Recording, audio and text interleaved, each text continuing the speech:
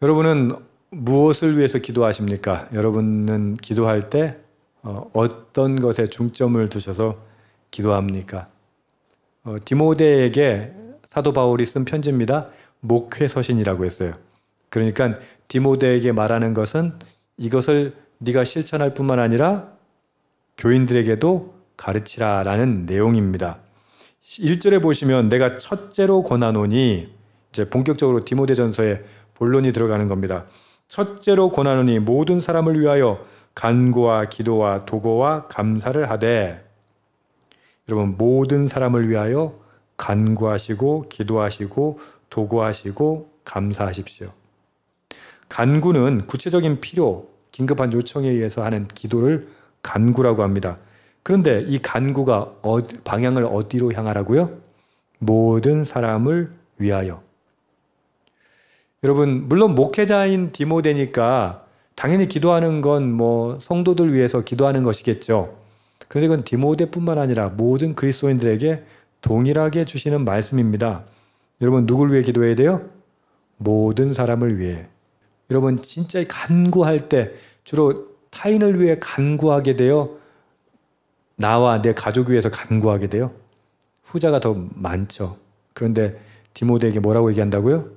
모든 사람을 위하여 간구해라. 기도해라. 도고해라. 기도는 하나님 중심의 경배적 행위에 좀 더 가까운 거예요. 여기서 말하는 기도라는 건. 그리고 도고라고 하는 건 다른 사람을 위한 중보. 결국 지금 모든 사람을 위하여 기도하는 것, 간구하고 도구하고 감사하는 것, 이것이 그리스도인의 의무라는 거예요. 2절입니다. 임금들과 높은 지위에 있는 모든 사람을 위하여 하라. 여러분, 왜 사도 바울이 특별히 임금들과 높은 지위에 있는 사람들을 위해서 기도하라고 했을까요? 사도 바울은 이 편지를 쓰고 얼마 후에 네로의 핍박에 의해서 순교를 당해요. 근데 그런 지도자들, 임금들, 황제를 위해서 기도하라라고 이야기하고 있는 겁니다. 왜요? 신자들이, 믿는 사람들이 경건하고 단정하고 고요하고 평안한 삶을 살려면 누가 잘해야 돼요? 지도자들이 잘해야 돼요. 결국 우리가 이렇게 기도할 수 있는 것, 은혜인데, 하나님의 은혜인데 지도자들을 통해서 열어주신 거예요. 제가 이 말씀이 좀 특별했다, 저에게 이번에 특별히 다가왔다 하는 이유가 뭐냐면, 저는 지금 우리가 누리고 있는 어떤 민주주의나 또 물론 작년 연말과 올 초까지 우리는 계엄에다가 탄핵에다가 정신이 사나웠지만, 우리가 이렇게 평안하게 기도할 수 있는 것, 말씀 나누고 예배할 수 있는 것, 이것의 기초를 하나님이 주셨는데 무엇을 통해 주세요? 국가라고 하는 시스템, 사회라고 하는 조직을 통해서 우리에게 주시는 거라는 거예요. 그러면 당연히 마땅히 믿는 사람들은 그들을 위해서 기도해야 한다는 것이죠. 여러분, 우리는 기도해야 돼요. 뭘 위해서? 지도자를 위해서, 대통령을 위해서, 국회의원들을 위해서, 장관들을 위해서 기도해야 돼요. 왜요? 그것만이 그 시스템이, 그런 체계가 안정적으로 돌아갈 때 진정한 복음의 삶을 살아갈 수 있기 때문이에요.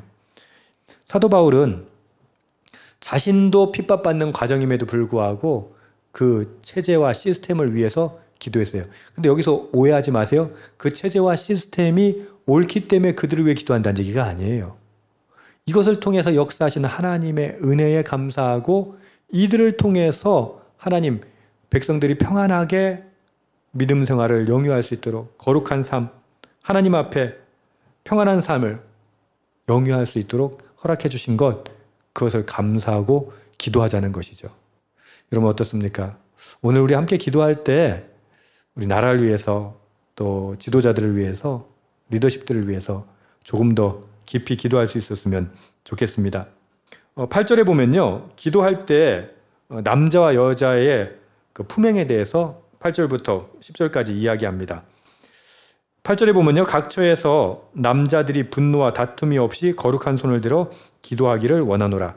지금 기도 이야기하는 남자들이 어떻게 기도했다는 거예요? 분노와 다툼을 가지고 싸우면서 기도했다는 거죠.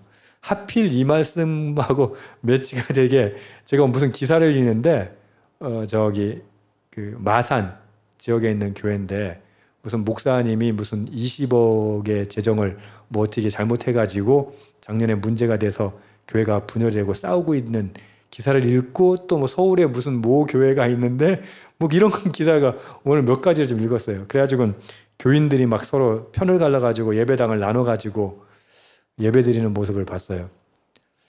여러분 아마 저기 에베소 교회에도 지금 디모데가 목회하고 있는 에베소 교회에도 그런 분노와 다툼이 있었던 것 같아요. 그러니까 그들은 막 싸우고 어쩌고 하놓고 또 예배 시간에 또 어떻게 해요? 예배 드리는 거죠.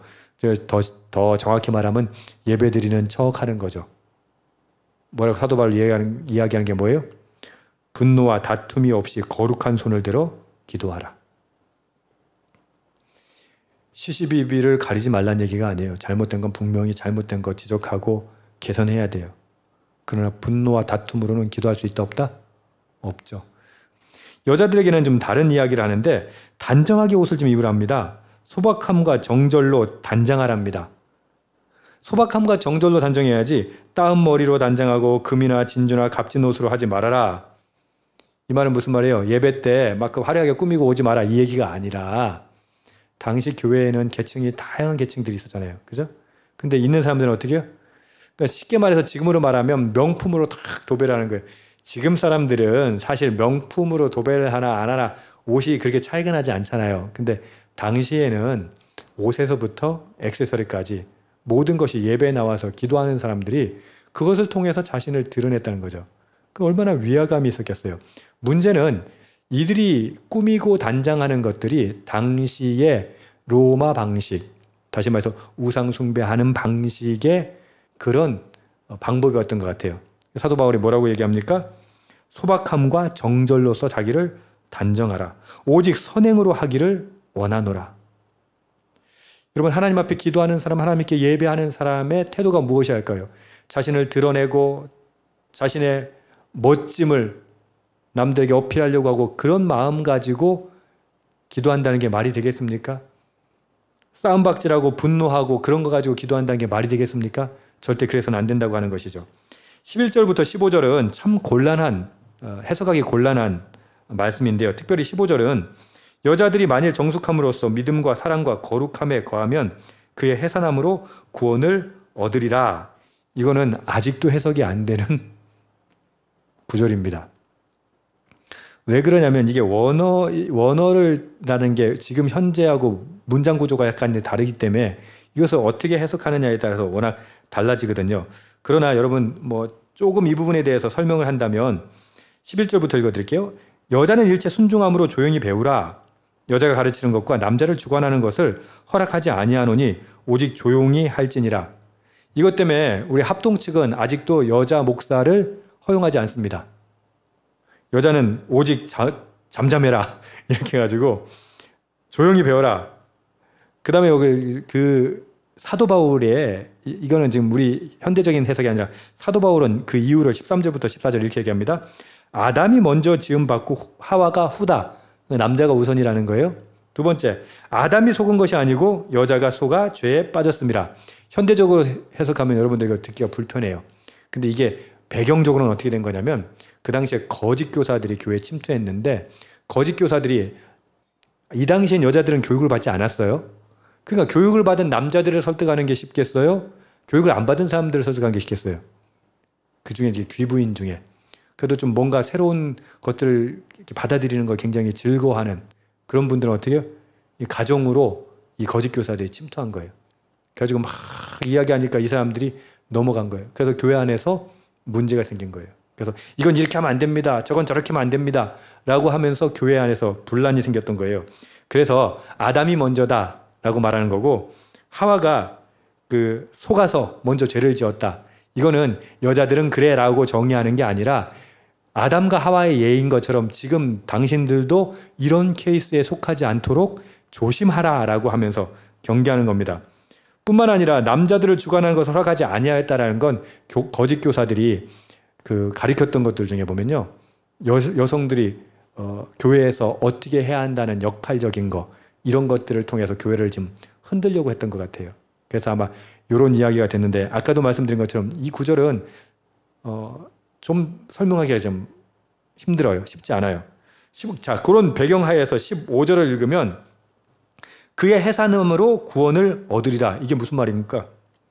여자들이 막 꾸미고 말 많이 하고 막 교회에서 언성을 높이고 사도 바울이 교회 사역을 못하게 했던 게 아니라 에베소 교회 안에 있던 문제를 지금 이야기하는 건데 정숙함과 믿음과 사랑과 거룩함에 거하면 아까 이야기한 것처럼 하나님의 뜻대로 말씀대로 너희들이 외모 치장하고 세상적인 방식 그런 것들을 어필하는 것이 아니라 단정함으로 정숙함으로 믿음과 사랑과 거룩함에 거하면 그의 해산함으로 구원을 얻으리라. 신학적인 해석은 이겁니다. 그의 해산이라고 하는 건 마리아가 예수님을 해산했던 것처럼 그 예수님의 해산, 그 해산을 통해서 예수님의 탄생을 통해서 구원이 이루어졌다라고 하는 보는 게 신학적 관점이에요.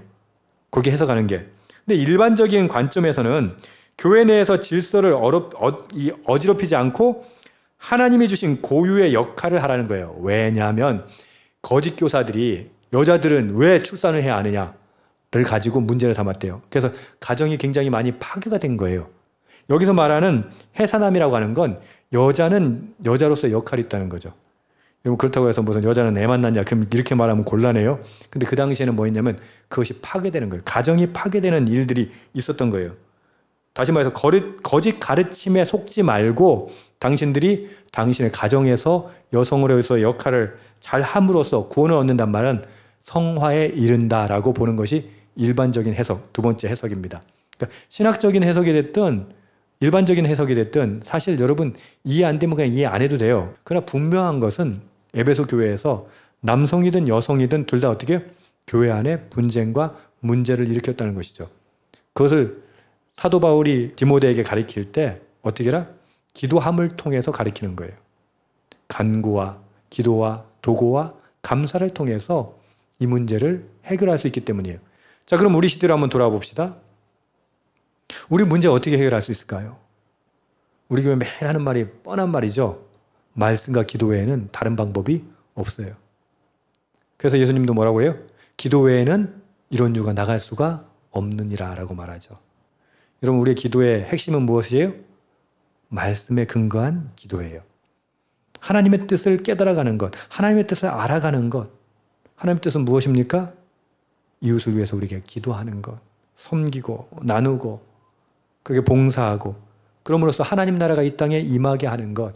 그러기 위해서 복잡했던 그 교회 내의 사정들을 지적하고 있는 것이죠. 우리도 똑같습니다. 하나님께서 우리에게 요구하시는 것은 기도입니다. 어떤 기도요? 다른 이들을 위해서 간절히 기도하는 것. 근데 그게 정답일 수밖에 없는 게 여러분 뭐 때문에 시험이 들어요? 다른 사람 때문에 시험 들잖아요. 그럼 다른 사람 때문에 시험 드는 거 해결하는 방법 뭐예요? 그를 위해서 기도하는 것. 여러분 기도 외에는 다른 방법이 없습니다. 주님 우리가 기도로 승리케 하옵소서.